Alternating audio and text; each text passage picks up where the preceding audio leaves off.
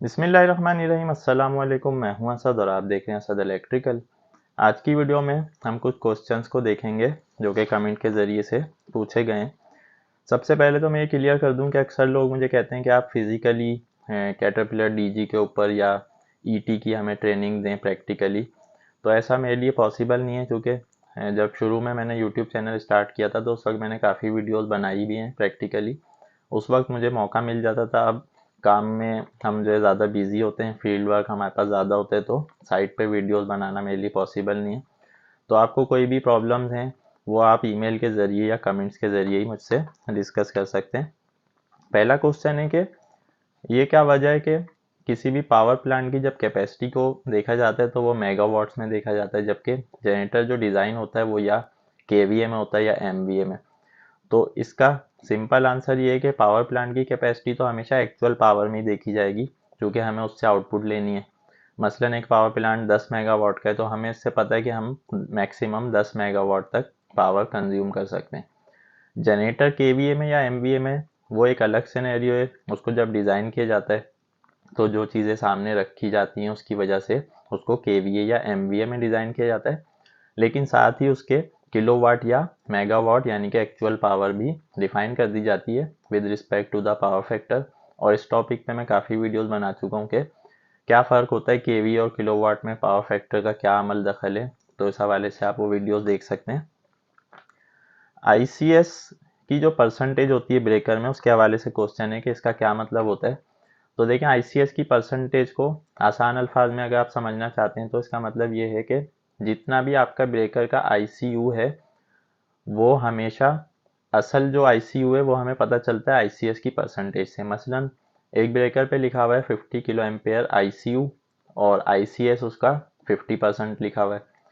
तो इसका मतलब आप ये समझ लें कि वो असल आईसीयू की जो वैल्यू है वो 50 किलो एम्पेयर नहीं है बल्कि 25 किलो एम्पेयर है।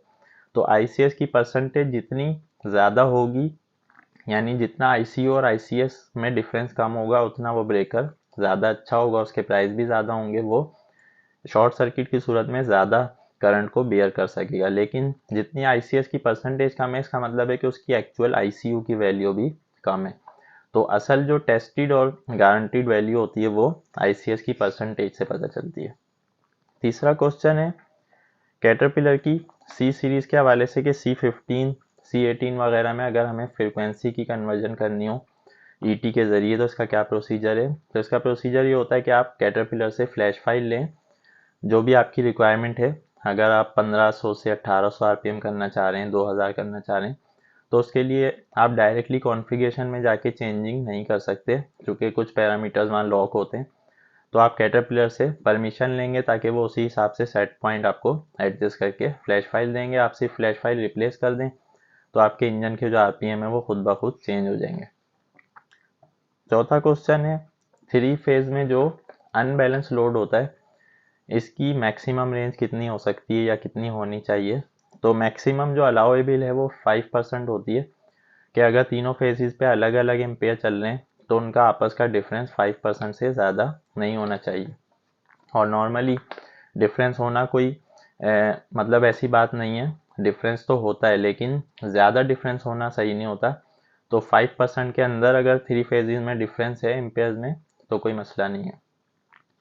आज का आखिरी क्वेश्चन है एसएमयू और किलोवाट आवर मीटर के हवाले से।